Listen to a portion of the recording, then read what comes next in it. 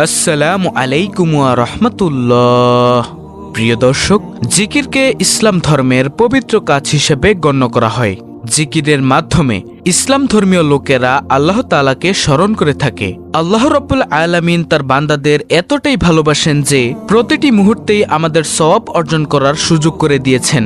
সকাল থেকে বিকাল, বিকাল থেকে রাত, প্রতিটি মুহূর্তে চাইলেই আমরা আল্লাহর নৈকট্য অর্জন করতে পারি।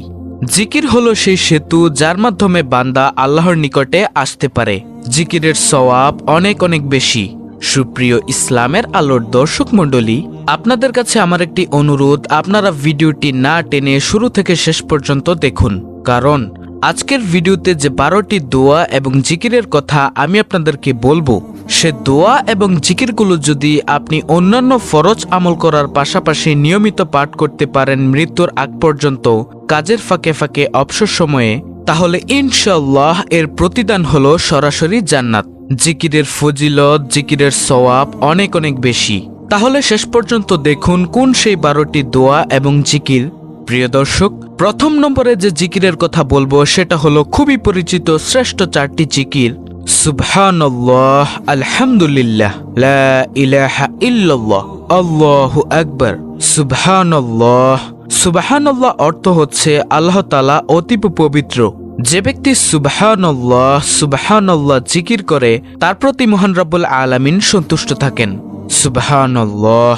হযরত সাদ ইবনে আবি ওয়াক্কাস রাদিয়াল্লাহু আনহু বলেন, আমরা রাসূল সাল্লাল্লাহু আলাইহি ওয়াসাল্লামের নিকট ছিলাম। তিনি বললেন, তোমাদের কোনো ব্যক্তির প্রত্যেক দিন 1000 নেকি অর্জন করতে সক্ষম কি? তন্মধ্যে একজন লোক বললেন, আমাদের মধ্যে কোনো ব্যক্তি কিভাবে 1000 নেকি অর্জন করবে? তখন রাসূল সাল্লাল্লাহু আলাইহি ওয়াসাল্লাম বললেন, 100 বার সুবহানাল্লাহ বললে তার জন্য 1000 নেকি লেখা হবে, অথবা তার 1000 পাপ মোচন করা হবে। আল্লাহু আকবার। আল্লাহ তাআলা সমস্ত মুসলিম উম্মাহকে এই সুবহানাল্লাহ জিকির করার তৌফিক দান করুন, আমিন। আলহামদুলিল্লাহ। আলহামদুলিল্লাহ অর্থ হচ্ছে মহান রব্বুল আলামিনের শুকরিয়া আদায় করা। মহান রব্বুল আলামিন পবিত্র কুরআনুল কারীমে ঘোষণা করেন, আমার যেই বান্দা বান্দি আমার নিয়ামত পেয়ে শুকরিয়া আদায় করে না, আমি তাদের নিয়ামতকে ছিনিয়ে নেই। আর যদি আমার নিয়ামত পেয়ে শুকরিয়া আদায় করে, আমি তাদের নিয়ামত আরো বৃদ্ধি করে দেই। তাই প্রিয় দর্শক, যখনই আমরা আল্লাহ তাআলার নিয়ামত ভোগ করব, তখনই বলবো আলহামদুলিল্লাহ। আলহামদুলিল্লাহ হাশরের ময়দানে মিজানের পাল্লাকে ভারী করে দেয়। তাই আমরা বেশি বেশি পরিমাণে আলহামদুলিল্লাহ জিকিরটি সবসময় করব ইনশাআল্লাহ। লা ইলাহা ইল্লাল্লাহ এর অর্থ হচ্ছে আল্লাহ ছাড়া কোনো সত্য মাবুদ বা উপাস্য নেই। হযরত মুআজ রাদিয়াল্লাহু আনহু হতে বর্ণিত, রাসূলুল্লাহ সাল্লাল্লাহু আলাইহি ওয়াসাল্লাম বলেছেন, যে ব্যক্তি খালেস অন্তরে একনিষ্ঠতার সঙ্গে লা ইলাহা ইল্লাল্লাহ বলবে, সে জান্নাতে প্রবেশ করবে। মুসনাদে আহমদ। হযরত ইতবান বিন মালিক রাদিয়াল্লাহু আনহু হতে বর্ণিত, রাসূলুল্লাহ সাল্লাল্লাহু আলাইহি ওয়াসাল্লাম বলেছেন, যে ব্যক্তি একমাত্র আল্লাহকে সন্তুষ্টি করার জন্য লা ইলাহা ইল্লাল্লাহ বলবে, কিয়ামতের দিন সে এমনভাবে উপস্থিত হবে যে তার উপর জাহান্নাম হারাম হয়ে গিয়েছে। হযরত আনাস রাদিয়াল্লাহু আনহু হতে বর্ণিত, রাসূলুল্লাহ সাল্লাল্লাহু আলাইহি ওয়াসাল্লাম বলেছেন, কিয়ামতের দিন আল্লাহ তাআলা বলবেন, হে মুহাম্মদ সাল্লাল্লাহু আলাইহি ওয়াসাল্লাম, সৃষ্টির মধ্য হতে আপনার উম্মতের মধ্যকার এমন ব্যক্তিকে জান্নাতে প্রবেশ করান যে ব্যক্তি একদিন হলেও ইখলাসের সঙ্গে এ সাক্ষ্য দিয়েছে যে আল্লাহ ছাড়া কোনো ইলাহ নেই এবং সে এর উপর মৃত্যুবরণ করেছে, আপনি তাকে নিয়ে জান্নাতে প্রবেশ করুন। সুবহানাল্লাহ।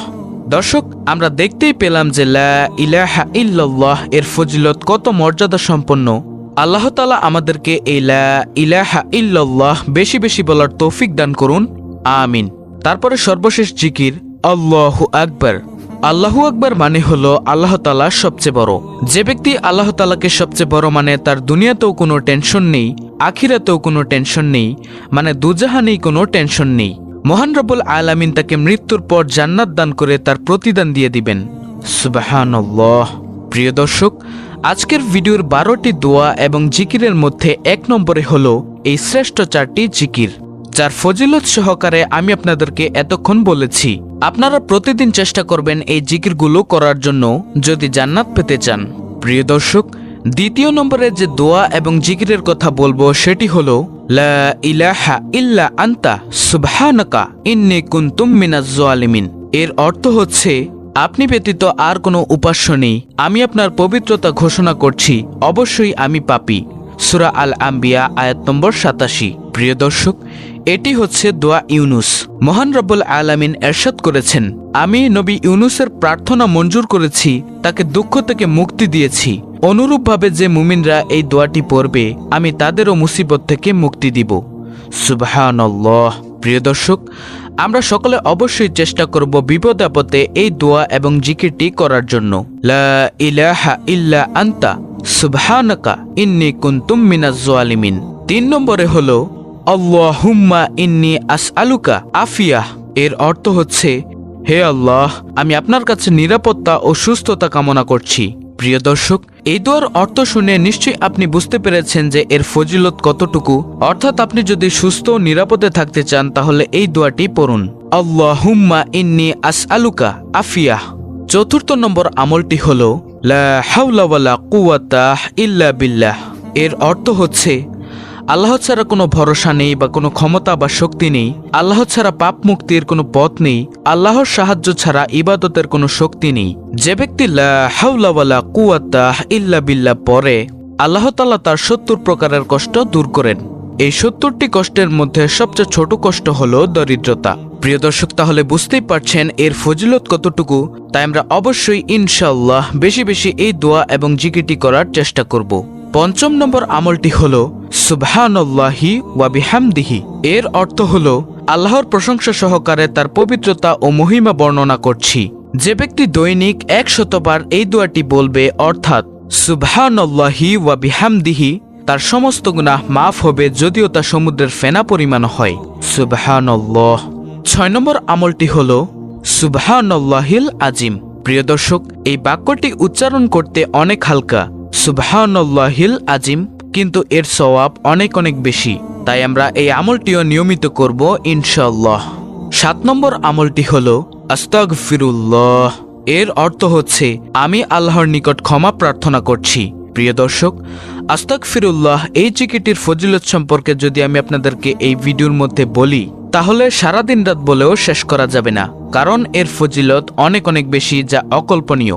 আপনারা চাইলে আস্তাগফিরুল্লাহ সম্পর্কে আমাদের চ্যানেলে কয়েকটি ভিডিও আছে, আপনি চাইলে দেখে নিতে পারেন। তারপরে 8 নম্বর আমলটি হলো ইয়া রাব্বিগফিরলি। সেজদার মধ্যে আপনারা এই দোয়াটি পড়ুন। এছাড়া এভাবেও যে কোনো সময় পড়তে পারেন, এর ফজিলত অনেক অনেক বেশি। ইয়া রাব্বিগফিরলি, ইয়া রাব্বিগফিরলি, আপনারা এভাবে আমলটি করতে পারবেন। তারপরে 9 নম্বর আমলটি হলো আল্লাহুম্মা আনতাস সালাম ওয়া মিনকাস সালাম তাবারাকতা ইয়া যাল জালালি ওয়াল ইকরাম। এর অর্থ হচ্ছে, হে আল্লাহ, তুমি শান্তিময়, তোমার কাছ থেকে শান্তি অবতীর্ণ হয়, তুমি বরকতময়, হে পরাক্রমশালী ও মর্যাদা প্রদানকারী। তারপরে 10 নম্বর আমল আল্লাহুম্মা সাল্লি ওয়া সাল্লিম আলা নবিনা মুহাম্মদ সাল্লাল্লাহু আলাইহি ওয়াসাল্লাম, অর্থাৎ হে আল্লাহ, আপনি সালাত ও সালাম পেশ করুন নবী মুহাম্মদ সাল্লাল্লাহু আলাইহি ওয়াসাল্লামের উপর।